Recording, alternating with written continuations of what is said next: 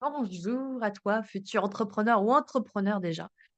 J'ai envie de faire un live un peu plus spécialisé sur certains champs de l'entrepreneuriat, mais ça marche aussi dans d'autres domaines de vie. Tu peux transférer sans problème ce que je vais te raconter aujourd'hui. Je vais parler de gestion du temps. Alors, gestion du temps, gestion des priorités, on sait que c'est vraiment ce qu'on appelle un marronnier, quoi. C'est vraiment un thème hyper fréquent, notamment dans l'entrepreneuriat, mais pas que. Si tu es maman solo, tu sais exactement de quoi il s'agit.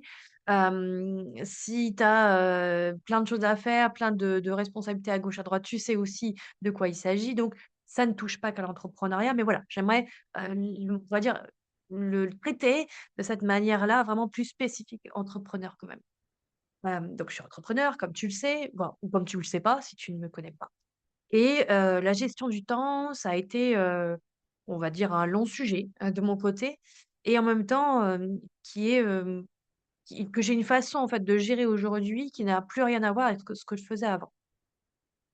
Quand je compare avec le salariat, donc moi j'ai, tout le temps, en fait, fait des travaux, enfin des métiers de bureau.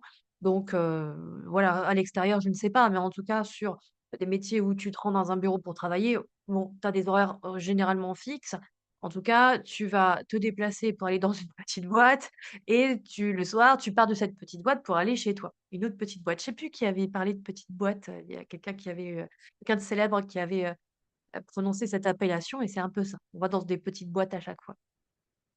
Et donc, pour des horaires classiques, on va dire entre, 8h-18h, 9h-17h, enfin voilà, à peu près par là, voire éventuellement plus, mais en tout cas sur une plage horaire assez bien définie. Et donc, dans cette, façon de gérer sa journée, ça veut dire que tout le reste du temps, il faut donc, en dehors du temps de travail, dormir, si on a des proches, bah, être avec eux, si on a des loisirs, bah, faire des loisirs, si on a aussi donc besoin de sommeil, de manger donc en dehors de voilà, en dehors du temps de travail, je parle pas de la pause méridienne, et cetera et cetera. Donc en fait, il reste pas tant de temps que ça sur une journée de 24 heures. Parce qu'on a décidé depuis un certain paquet de siècles qu'une journée faisait 24 heures. En réalité, c'est un peu plus subtil que ça, puisque les journées, ne sont pas réellement découpées en 24 heures précises. La Terre met un peu plus que 365 jours quand même pour aller faire le tour du soleil. Preuve en est, on a, une année bissextile, et cetera et cetera. Il y a toujours des variations en fait qui font que c'est pas 24 heures, vous voyez? Ça, c'est une croyance humaine, qui rend on va dire la vie quotidienne plus pratique. Mais c'est quelque chose qui a juste été mis en place pour qu'on ait une certaine façon de se rejoindre dans, comment on articule les journées. Bien avant, les journées étaient articulées sur le soleil se lève, le soleil se couche. Voilà. Mais en réalité, le temps s'écoule tout le temps en dehors de ces 24 heures. C'est pour ça que c'est simplement un cadre humain qui a été mis sur, quelque chose qui est en dehors de notre contrôle. Et j'avais pas du tout prévu que ce live prenne, le chemin du temps, mais bon, passons. Peut-être que c'est son orientation. Et donc pourquoi je vous parle de ça? C'est parce que quand on a une activité d'entrepreneur, on a quand même un certain nombre de choses à aller gérer, faire et pas que, il y a aussi beaucoup de choses de l'ordre de l'être, heureusement. Mais on va souvent, se dire que ce sont des actions à faire ou des décisions à prendre ou les 2. Et donc pour ça, il faut que ça puisse s'intercaler dans le reste du quotidien. C'est-à-dire, bah, manger, dormir, s'occuper de ses proches et cetera. Vous voyez? Ça revient au même. Salarié ou entrepreneur, même combat par rapport à ça. Ce qui se passe, c'est que, quand on court après le temps, c'est déjà problématique parce qu'on va faire des sacrifices ou des concessions, mais généralement, c'est des sacrifices. C'est-à-dire qu'on va sacrifier le temps où on s'occupe de soi. Très souvent, c'est ça. Ça peut être aussi sacrifier des loisirs.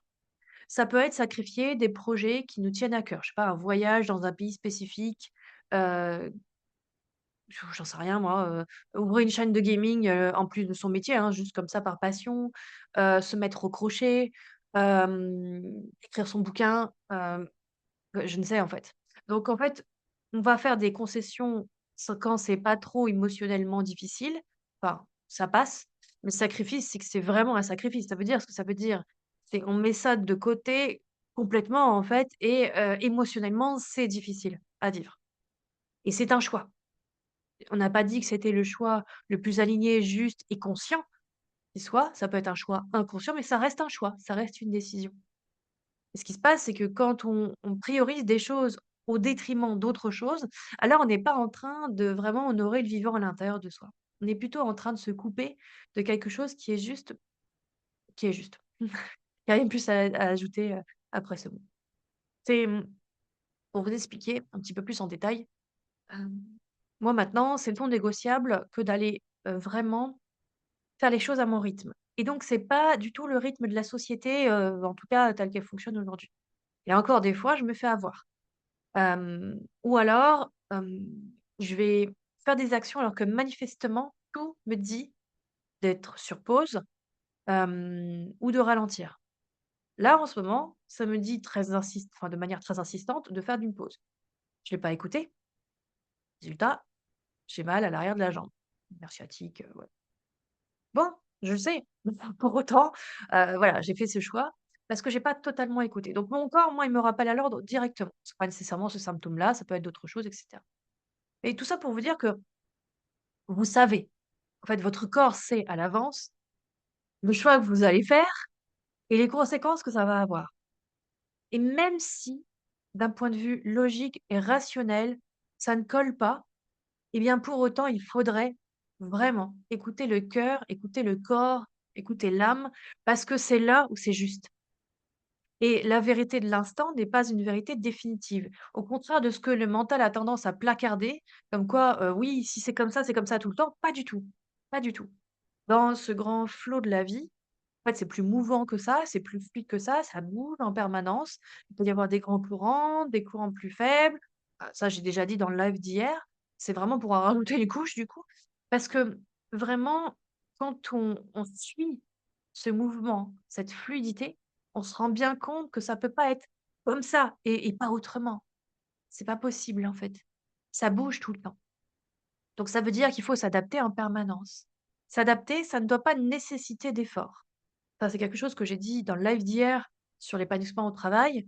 Quand on a passé sa vie à être un caméléon au travail pour s'adapter, pour être conforme en fait à l'extérieur, on va mettre beaucoup d'efforts à aller se calquer à des fonctionnements, des personnalités qui sont pas, donc soi et ça puise dans l'énergie. Là, dans ce que je vous dis aujourd'hui, de respecter cette mouvance de l'eau, du courant de la vie, ça ne demande pas d'effort. Parce que ça demande juste à se laisser porter. Et pour une partie du cerveau, donc notamment la partie, purement analyse, mentale, qui va se référer à des choses qu'elle connaît déjà, ça peut être très problématique. Parce que ça peut, réveiller des insécurités qui n'ont pas été traitées ou pas vues ou voilà. Et donc ça va réveiller une partie de l'inconscient qui va se dire: «Toi, toi, toi, toi, toi, non, non, on fait pas ça, hein. Non, non, tu suis pas le flot de la vie. C'est dangereux. Non, non. Arrête-toi, tu suis pas cette direction-là. Tu fais les actions, tu as ta checklist sous les yeux, tu coches et on y va, c'est comme ça et pas autrement. Parce que là, on est en risque». Voilà ce que l'inconscient va, en gros mettre en lumière et mettre en place surtout. Et donc les choix qui vont être faits ne vont pas aller dans le sens de sa vérité intérieure, de notre vérité intérieure, mais plutôt d'un endroit de soi qui est blessé, qui a peur et qui ne sait pas se prendre en charge émotionnellement par rapport à ça. Et c'est peut-être pas à soi, d'accord? Qu'on soit clair, c'est pas nécessairement à vous, là, ce qui se passe. Ça peut être à des loyautés familiales, des loyautés sociétales, une problématique non réglée dans une vie antérieure, et cetera. C'est pas vous en tant que personne nécessairement. C'est pas forcément dans votre passé, là, dans cette vie, que la cause se trouve. Ça peut être plus loin et en dehors de votre contrôle à vous. Mais en tout cas, il y a, quelque chose qui fait que vous le portez en vous. Donc il y a pas de culpabilité à avoir, c'est un simple constat, c'est en vous, mais ça ne veut pas dire que c'est de votre faute, c'est différent. Et si c'est en vous, ça veut dire que c'est quand même à vous d'aller le voir, de le traiter, de le dégager, hein, ou d'être en paix avec, mais en tout cas de le traiter. Et donc, quand on est, coupé en fait de cette espèce de guidance intérieure, parce qu'en fait c'est ça, hein, plus on est dans le flot de la vie, plus on est dans ces guidances intérieures, ces élans intuitifs et ces actions alignées. Et on peut déjà avoir de l'intuition en temps normal, hein, c'est pas le sujet. C'est simplement que quand on est plus dans cette, vraiment en accord avec l'énergie de la vie, alors on est vraiment emmené tranquillement vers là où on est censé être. Et donc ça demande, de lâcher les résistances. Mais si vous avez, comme moi j'ai eu, un système nerveux totalement dérégulé, avec, un ressenti très fort des peurs des autres en plus des vôtres, bah, là vous avez un cocktail gagnant. Bienvenue dans le club, faites-moi un petit signe si c'est vous, on se reconnaîtra. Et dans ce cas-là, vous avez, je vais pas dire double peine, mais, vous devez et vous occuper de ce que vous percevez vous à l'intérieur de vous et vous occuper du collectif en même temps. Et comme vous le percevez à l'intérieur, bah, c'est de votre responsabilité. Ça ne veut pas dire que vous êtes coupable de ce qui se passe dans le collectif, simplement que vous êtes câblé sur des canaux, vous avez des informations en plus et donc, bah, vous pouvez couper la réception de ces canaux, vous pouvez vous occuper de faire passer les gens, moi c'est mon cas par exemple. Quand je décide de le faire, je le fais plus, en dehors de mon contrôle, en tout cas en dehors de ma disponibilité. Et vous pouvez aussi décider de simplement voir, tiens, ça appartient à d'autres et simplement le voir suffit à faire, sortir du champ. Parenthèse, voilà, ça c'est plus pour les gens, starseed et autres qui se reconnaîtront, qui ont besoin, hem, d'avoir des éclairages sur leur fonctionnement pour savoir comment l'optimiser. Et donc, dans cette gestion du temps, donc ça demande en fait, si on veut vraiment quelque chose de foncièrement en accord avec le vivant en soi, d'aller vraiment à l'intérieur de soi. De toute façon, on change pas le schmilblick, quoi, c'est la base de la base, en tout cas pour moi, ça restera toujours d'aller à l'intérieur de soi. Ça restera toujours d'aller retourner le regard dans des endroits de soi qu'on a soit pas envie de voir, soit qu'on n'a pas vu, soit même qu'on ne connaît pas et qu'on découvre. Donc ça commence par là. Si je m'étais écoutée, par exemple, il y a quelques jours, je sentais que c'était pas aligné de continuer les actions, je le sentais. Pour autant, j'ai décidé de pas écouter. Parce que à ce moment-là, si je rembobine un petit peu, j'ai laissé la part d'une ancienne version de moi prendre le pas sur une version qui est en émergence depuis quand même plusieurs années, qui est, plus alignée, moins agitée, plus en paix, hem, qui est dans cette espèce de confiance absolue. Et là, dans ce timing-là, et bien, à ce moment-là, je n'ai pas voulu continuer d'alimenter la nouvelle version. Enfin, la version la plus récente, plus exactement. J'ai préféré revenir en arrière pour aller, en contact avec, la version de moi, d'avant, qui était dans un ego blessé, un état de manque en permanence, une hypervigilance et cetera. Et donc pendant un temps, j'ai glissé dans cette version-là. Et si je rembobine encore, qu'est-ce qui a fait que j'ai fait ce choix? Donc inconscient, hein, là je déroule en même temps, hein, donc conscientise le truc en même temps que je vous parle là, parce que je rembobine, donc je vois: «Tiens, comment ça s'est déroulé?» Hem, donc si je vais encore plus loin, pourquoi j'ai fait ce choix, donc inconscient à ce moment-là? C'est parce que j'ai pas eu assez de disponibilité pour moi-même, hem, ouais, j'ai pas eu assez de disponibilité pour moi-même. Donc j'ai pas pris assez de temps pour moi et donc je pourrais encore aller plus loin et rembobiner le pourquoi du comment, et cetera et cetera. Vous voyez, c'est des réactions en chaîne. La conséquence, c'est que là, j'ai toujours mal à la jambe. Alors ça dépend des moments, mais voilà, j'ai toujours mal à la parce qu'il y a encore un endroit de moi visiblement que je suis pas allée voir, ne serait-ce que pour lui dire: «Ah, c'est bon, je t'ai vu». Ça peut être juste ça peut être quelque chose d'autre à traiter, à vraiment être avec, j'en sais rien, parce que j'ai pas encore fait, l'effort, parce que c'est un effort, d'aller voir. Hem, voilà, j'ai pas pris, quelques minutes pour le faire, parce que c'est très rapide maintenant. Mais tout ça pour vous dire que plus vous allez cheminer vers une saine gestion de votre temps. Quand je dis saine, c'est-à-dire, heu, pardon, c'est vraiment en accord avec qui vous êtes, vos priorités, vos valeurs les plus profondes, hem, ce que vous avez vraiment envie de vivre, en fait. C'est vraiment ça, c'est pas dans des endroits d'injonction. Vous voyez, c'est différent. Si chacun gérait son temps par rapport à ça, en fait, il y aurait ce serait plus simple parce que, il y aurait pas de friction intérieure, vous voyez? Ou extérieure d'ailleurs, il y aurait pas de friction. Donc, quand vous allez vraiment retourner à l'intérieur et sentir: «Là, non, il faut que je me mette sur pause, il faut que j'écoute, que je le sente, que l'auto-observe». Et après, j'aurai plus d'énergie pour aller à nouveau dans l'action quand il y aura besoin de le faire. Et il y a pas nécessité de le faire tout le temps. Dans ce flot de la vie, c'est très différent du fonctionnement de notre société, hein, ce que je vous dis et c'est pour ça que c'est pas évident d'aller, c'est même pas comprendre, c'est saisir, en fait. les subtilités, de ce que je vous dis. Il faudrait en fait enlever les lunettes de: «Ah, voilà comment fonctionne notre société qui est sur le mental, sur la performance en permanence, qui est sur l'automaltraitance, hem, qui est sur les injonctions». Il faudrait, hop, vous voyez, enlever ces lunettes-là. D'ailleurs, je vais le faire, je crois que c'est vraiment important.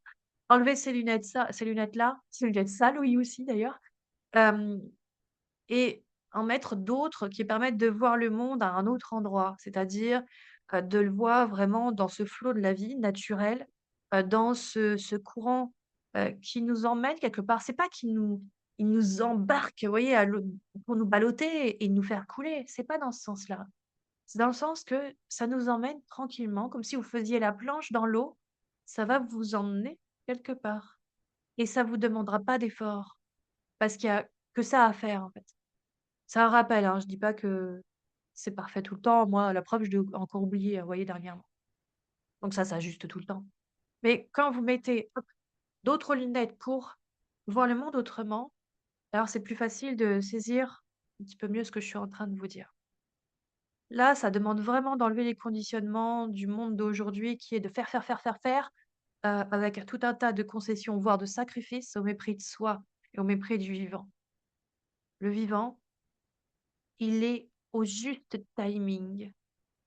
Si vous regardez, voyez, on arrive au printemps. Vous regardez les fleurs qui poussent, certaines ont déjà commencé à pousser, d'autres prennent leur temps. J'ai vu la première pâquerette, je sais plus il y a combien de semaines, début mars ou peut-être même fin février. Je me suis dit: «Waouh, c'est tôt!» J'en ai vu qu'une. Je me suis dit: «Waouh, celle-là, elle a un rythme qui est le sien». Hem, voilà, c'est comme ça. C'est son rythme à elle et c'est le rythme le plus parfait parce qu'il n'a pas à se calquer sur celui des autres. Tu sais, dans les grandes masses, il y a un rythme global effectivement, mais il y a des variations à l'intérieur de ces grandes masses évidemment, puisque c'est une moyenne. En moyenne, voilà, il y aura plus de fleurs qui vont pousser à partir de ce moment-là, printemps, été. Mais en fait, il y a des fleurs qui auront poussé avant, d'autres qui vont pousser après. C'est le rythme exact de la nature qui suit ce qui est bon, pour chacun des éléments et en reliance avec tout un collectif. Pour nous, en tant qu'humains, on gagnerait beaucoup à se calquer sur ce mode de fonctionnement-là, parce que ça ne demande pas d'effort en réalité. Mais ça demande d'aller se déconditionner de ces croyances qui sont limitantes. Donc je vous rappelle, les croyances limitantes, ce sont des croyances qui nous font pas du bien et éloignent de ce qu'on a envie de vivre, de notre bonheur, de notre épanouissement. C'est ça une croyance limitante. Si émotionnellement, ça génère une mini tension ou une grosse tension, c'est que c'est limitant.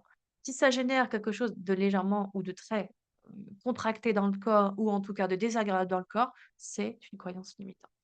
Si ça vous emmène sur des pensées qui sont, négatives, qui ne vous font pas du bien, eh bien, vous avez une croyance limitante là, regardez.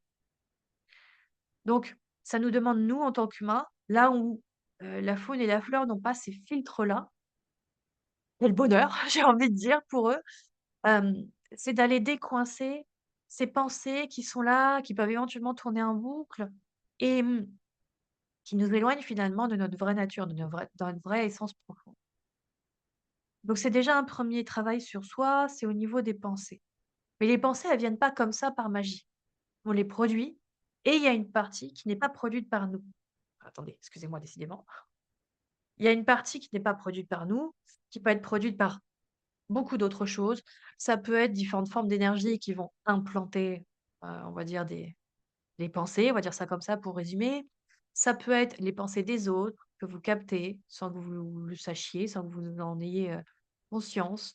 Ça peut être, des choses qui vous appartiennent dans d'autres vies, des choses qui appartiennent aux à des personnes de votre famille, de vos lignées et cetera et cetera. Il y a encore plein d'autres possibilités si vous voulez.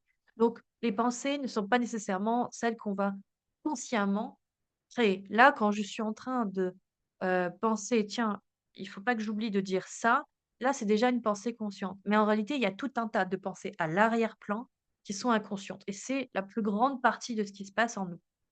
Sur ces pensées-là, c'est très difficile d'avoir la main. C'est normal, hein, vu que c'est inconscient. Mais il y a des choses, des éléments qui peuvent remonter petit à petit, en tout cas être dans une zone un peu tampon, entre l'inconscient et le conscient et donc là, commence à avoir la possibilité d'avoir pouvoir sur ce changement-là. Ça veut dire qu'il y a des choses qui sont remontées presque à la surface et qu'on peut aller tirer ou en tout cas aller voir pour pouvoir les changer. Donc pour les pensées, on a déjà quand même la main sur un espace qui est plutôt limité, c'est plutôt les pensées conscientes. Mais c'est déjà bien. Voilà, c'est quand même un tout petit morceau, hein, de l'histoire, petit, petit. Maintenant, qu'est-ce qu'on a d'autre aussi comme, comme chose à notre portée? C'est comment on se sent dans le corps. On peut conscientiser, sentir ce qui se passe dans le corps. C'est donc déjà pas nécessairement mettre des mots. Parce que souvent, quand on parle de conscientiser, on parle d'intellectualiser en réalité. C'est un peu différent là, tel que je veux l'utiliser le mot conscientiser, c'est dans le sens, juste sentir, constater plus exactement, voilà. C'est constater qu'est-ce qui se passe dans le corps. Hem, c Pour ceux qui ont fait des approches comme, la sophro, donc j'ai été formée à la sophro, donc c'est c'est pas évident, si vous voulez, d'expliquer quelque chose qui se vit. C'est vraiment, un phénomène, donc on appelle ça un phénomène, c'est ce qui remonte, c'est ce qui est là. Donc si le phénomène c'est, bah, tiens, j'ai eu une contraction là, à l'instant d'ailleurs, j'ai eu une micro-contraction musculaire, sur le haut de la cuisse. C'est un phénomène. Je ne sais pas pourquoi. Est-ce que c'est en réaction à une pensée? Est-ce que c'est quelque chose de purement physiologique, hem, qui a généré ce symptôme-là? Je ne sais pas. Mais il y a quelque chose qui s'est passé. C'est un constat. Donc quand on est, en connexion, on va dire assez fréquemment avec soi, ça inclut son corps, donc ses pensées aussi, mais ça inclut son corps. Si vous avez fait des approches qui sont, peut-être, je sais pas, peut-être l'EFT en fait partie, le yoga, le qigong, toutes les approches qui sont, on va dire corporelles, mais qui sont assez en lien avec la conscience de soi, on va avoir les mêmes types de pas forcément comment dire? Ouh, c'est laborieux les mots ce matin. Disons qu'on va avoir les mêmes procédés, en fait. C'est-à-dire de sentir ce qui s'y passe, de laisser de la place, pas nécessairement de mettre des mots dessus. On peut, mais c'est déjà quelque part se couper de l'expérience de ce qui se vit dans le corps. Moi maintenant, dans ma manière de gérer mon temps, mes priorités, je sens: «Tiens, il se passe quoi dans le corps?» Là, mon corps me le dit à fond: «Arrête-toi» et je sais très bien que si je l'écoute pas, je vais avoir un autre symptôme ailleurs, plus difficile, plus douloureux, plus désagréable, peut-être plus long aussi et l'avantage que j'ai, c'est que je sais m'arrêter très vite quand même. Il y a des personnes pour qui ça peut aller vraiment très, très loin, au point de se créer des maladies, voire des choses incurables et c'est vraiment, vraiment problématique, en fait. S'écouter soi-même permet déjà d'éviter un certain nombre de choses potentiellement graves. Ça ne veut pas dire qu'on peut faire l'économie, d'un traitement médical ou d'un suivi médical, c'est un autre débat. Mais en tout cas, on peut au moins déjà sentir ce qui s'y passe et donc en prévention, déjà pouvoir agir, ajuster. Ça ne veut pas dire non plus que ça va forcément éviter des maladies graves ou autres. Ça dépend de plein d'autres choses, mais en tout cas, il y a quand même vraiment des cas de figure où les personnes créent ça. Inconsciemment évidemment, hein, on est bien d'accord. Donc je ne dis pas que c'est pour tout le monde, pareil, c'est juste ça existe. Voilà. Ne peut pas dire ce que j'ai pas dit, juste ça existe. Maintenant, quand on est vraiment en conscience aiguë, hein, vraiment de soi, en conscience vraiment fine de ce qui se passe à l'intérieur de soi, il y a des choses, c'est plus possible de passer à côté. Voilà, là, je sais, je savais déjà, je sentais il y a quelques jours que je n'aurais pas dû continuer, j'ai continué. Je peux plus ignorer le symptôme, il est là. Mmh. Mais j'avais la guidance avant et là où il y a une part de moi qui a résisté, c'est que c'est pas évident d'aller complètement être à l'arrêt, là, tout de suite, maintenant, en ce moment, pour moi. Parce qu'il y a plein de choses qui sont soulevées où, voilà, il y a des parts de moi qui sont un peu agitées, qui prennent le pas et cetera. Donc quand je reviens dans des espaces plus calmes, sereins, posés, il y a pas de problème à aller se poser. Il y a pas de problème à aller, s'arrêter. Enfin, en fait, ça dépend, en fait, quelle part j'alimente, vous voyez? Donc en termes de gestion du temps, là, ça veut dire que dans mon emploi du temps à la semaine, parce que je le fais à la semaine, je le fais soit le week-end pour la semaine suivante, soit le lundi matin et je me permets de pouvoir bouger des plages. En tout cas, c'est mon mode de fonctionnement. Je dis pas que c'est pareil pour tout le monde. Moi, j'ai besoin d'avoir du temps le matin. J'ai mis du temps à accepter ça, mais parce que, vraiment j'ai un temps de centrage qui est nécessaire, hem et où j'ai besoin d'abord de remplir, en fait, mon réservoir, si on peut dire et ensuite seulement d'être tournée vers l'extérieur. Maintenant, ça peut être assez rapide, hein, c'est pas 3 heures non plus le matin, hein, mais ça peut être assez rapide et j'ai besoin aussi d'aller marcher, d'aller mettre le corps en mouvement. Quand il fait vraiment moche dehors, c'est compliqué parce que le terrain est pas nécessairement praticable, donc maintenant il y a un tapis de marche, qui permet au moins de pouvoir bouger un peu le corps comme ça et en même temps, il faut pas non plus que ça en devienne une injonction parce que sinon, bah, je peux me blesser. Je peux me faire mal au corps et donc vous voyez comme ça peut vite revenir dans c'est pas parce qu'il y a une routine, plus saine que ça en fait pas une injonction après. Vous voyez? On peut vite retomber dans les travers sans même s'en rendre compte. Du coup, là, je sais que pas pouvoir aller, marcher sur le tapis. Peut-être que je pourrais aller marcher dehors même si, il y a ce nerf qui est pincé, mais parce que marcher dehors m'apporte quand même quelque chose de différent. Et donc peut-être que, juste en marchant un tout petit peu, en prenant l'air, en entendant les oiseaux, en ayant parce que là je vois qu'il fait beau là, en sentant le soleil sur le visage, ça va m'apporter bien plus de choses que, si je décide de ne pas du tout, du tout aller marcher. Mais je verrai, je vais sentir et je vais ajuster et donc passer à l'action s'il y a besoin ou pas, pour aller dans le sens de ce que je ressens. Si, par exemple, je vois que c'est pas jouable pour moi d'aller marcher dehors, eh bien, je vais utiliser cette plage de temps pour autre chose. Soit ça peut être, bah, justement, bah, me centrer tout simplement, méditer et cetera. Ça peut être pour faire quelque chose de créatif. Ça peut être pour, bah, là, je suis en préparation d'un webinaire, eh ben, ça peut être pour l'affiner. Ça peut être pour préparer quelque chose qui est en lien avec une offre, ça peut être pour relancer quelqu'un. Bref, j'utiliserai ce temps pour autre chose, mais à partir d'un espace à l'intérieur de moi qui sent commencer à l'intérieur, qu'il valide, donc qu'il écoute, qu'il valide et qui agit en fonction de ça. C'est pour ça, par exemple, que moi, je peux absolument pas, me dire, allez, tous les jours de, 10 à 11h, je vais contacter des gens sur les réseaux sociaux, leur envoyer des messages privés, relancer des gens par mail, les appeler et cetera, donc des prospects. C'est impossible pour moi. C'est impossible. Je ne peux pas faire ça et ça me bouffe de l'énergie. Je peux faire ça pendant 15 jours, mais ça s'arrête là et c'est après c'est vraiment plus du tout possible. C'est tout mon corps me dit: «Non» et je sens un mur dans l'énergie qui me dit: «Non, ne fais pas ça». Mais j'ai mis du temps à le comprendre et je faisais pas comme ça au début de mon activité. En tout cas, pas au début de cette entreprise-là. Mais voilà, il y a des gens pour qui c'est ça. Et puis, on va dire 13h30 à 18h, les personnes, par exemple, j'en connais des confrères, des consoeurs qui vont être plus dans, bah, on accompagne les clients, et puis le mercredi après-midi, on s'occupe exclusivement des contenus, et puis par contre samedi, dimanche, c'est exclusivement pour la famille, pour, le champ perso et cetera. Bien même là, moi je peux pas. Je fais autrement. C'est-à-dire que, comme je vous l'ai dit, hein, les plages peuvent bouger. Et donc, avant, j'avais effectivement 1 ou 2 jours identifiés pour la création de contenu. Maintenant, ça marche plus comme ça.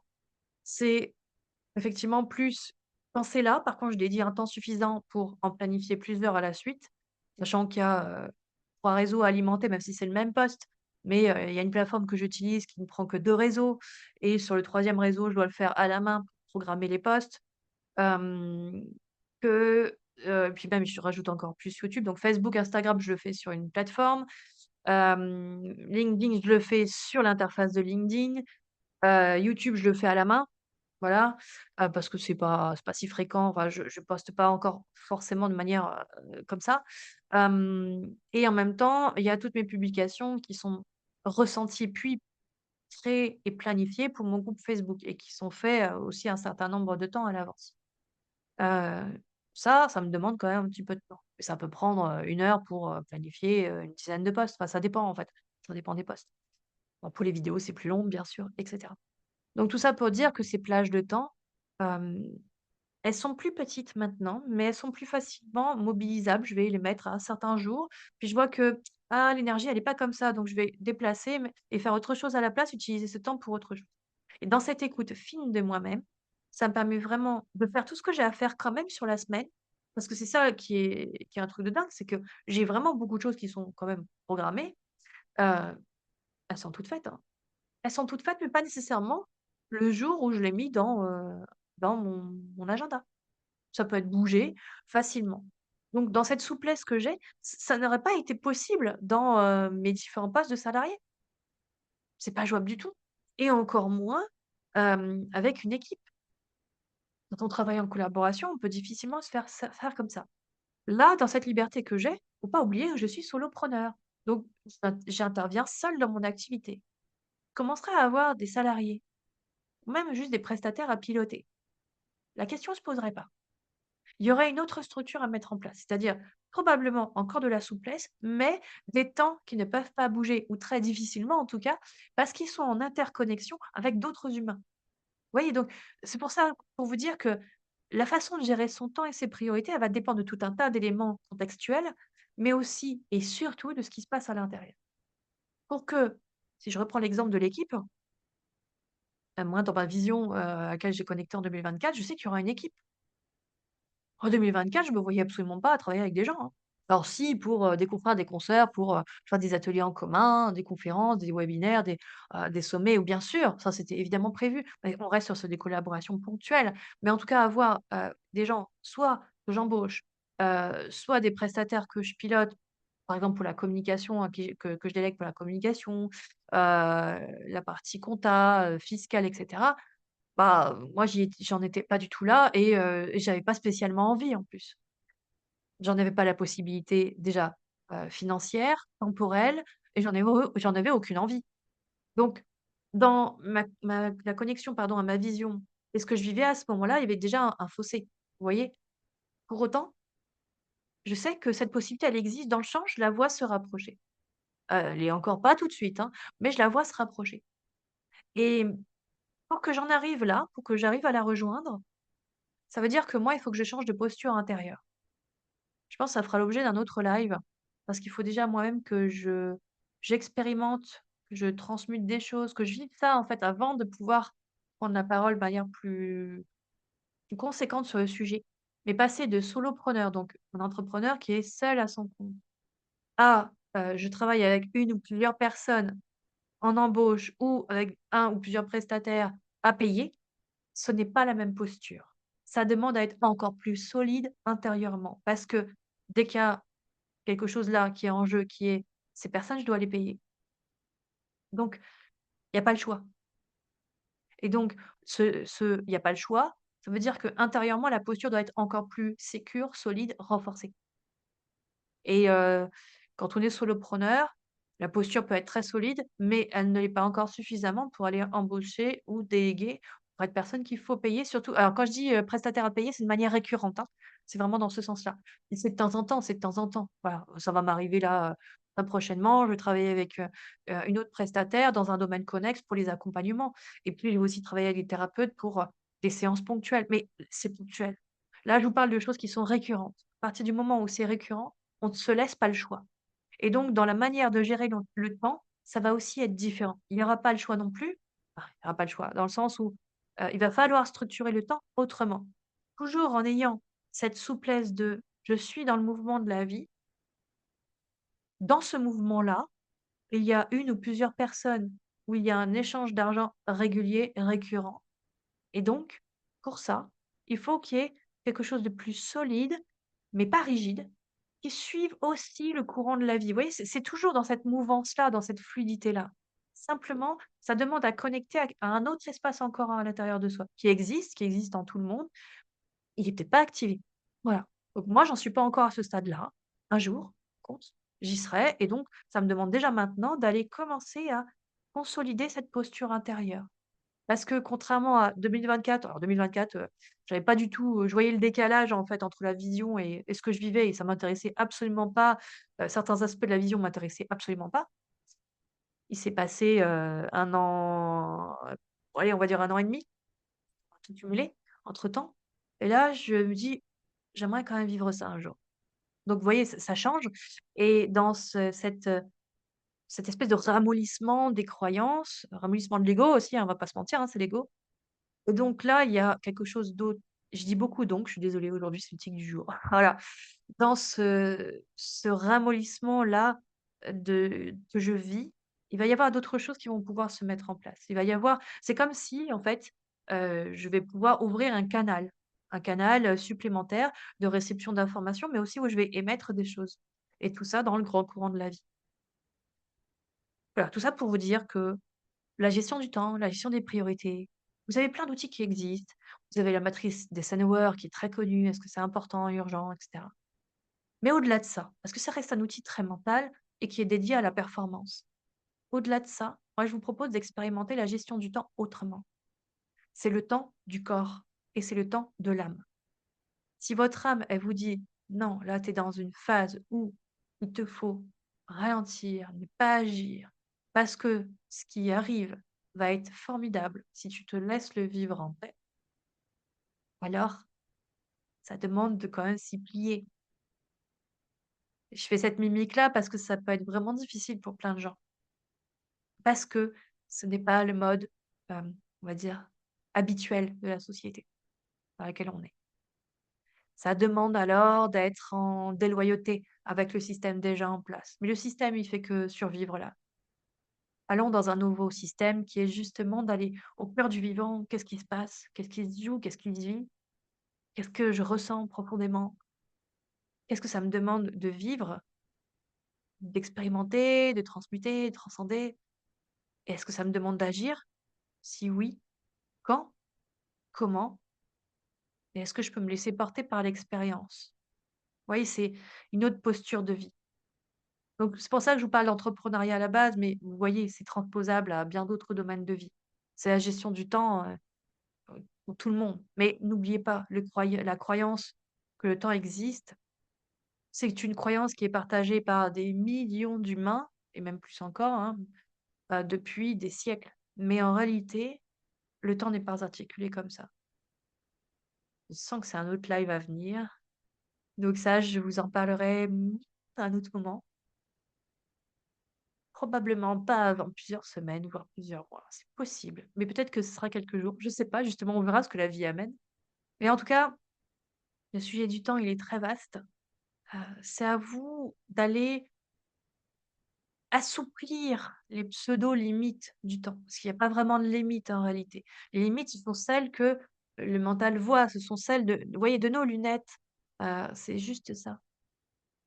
Donc en assouplissant ces limites, vous allez voir, percevoir, sentir que c'est plus mouvant que ça, c'est plus souple que ça. La vie, elle s'en fout qu'il y a 24 heures, elle continue. Et elle continuera bien après votre mort physique. C'est Elle a déjà commencé bien avant, donc la naissance. Donc c'est vraiment pour vous dire que c'est plus souple que ça en a l'air. Beaucoup, beaucoup, beaucoup plus souple.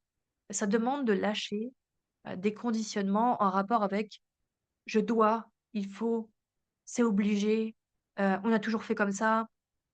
Qu'est-ce que je perçois aussi dans le collectif là-dessus?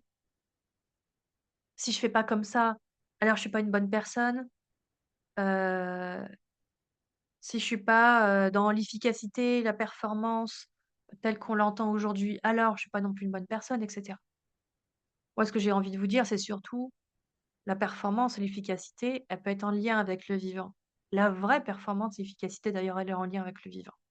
Si je prends l'exemple et je vais clôturer sur ça, si je prends l'exemple de la pâquerette que j'avais vue, alors je crois que c'était vraiment fin février. C'est une sacrée performance, mais c'était le juste rythme. Donc c'était parfaitement efficace. Elle était là, dans toute sa splendeur, elle avait parfaitement éclos, les pétales bien déployés, heu, chacun parfait autour du cœur tout jaune là, la tige bien verte, tendue. Elle était dans cette performance du vivant. Vous voyez, c'est le mot performance, il peut avoir différentes, interprétations. La nature l'est naturellement, justement performante. Quand vous voyez des plantes qui vont creuser le goudron pour quand même, s'épanouir et éclore, c'est une performance. Mais ça demande pas nécessairement d'effort. Simplement, l'énergie est naturellement là et elle se déploie. Et c'est pour ça que c'est performant et efficace. C'est parce que ça se fait tout seul, au bon moment, dans les bonnes conditions. Donc je vous souhaite d'appliquer ce principe-là au temps, aux priorités, à ce qui est important pour vous, à ce que vous avez vraiment envie de vivre et à ce qui fait sens pour vous, mais surtout à sentir commencer à l'intérieur de vous et seulement à partir de cet espace, d'agir après. Vous voyez, ça fait des différences dans les résultats que vous obtenez suite aux actions qui sont alignées. Ça fait aussi des différences par rapport à votre ressenti. Vous vous sentez plus en paix, en fait, avec vous, plus tranquille, quand vous commencez à agir depuis cet espace-là. Donc soyez comme la pâquerette de février. Prenez soin de vous et à très bientôt.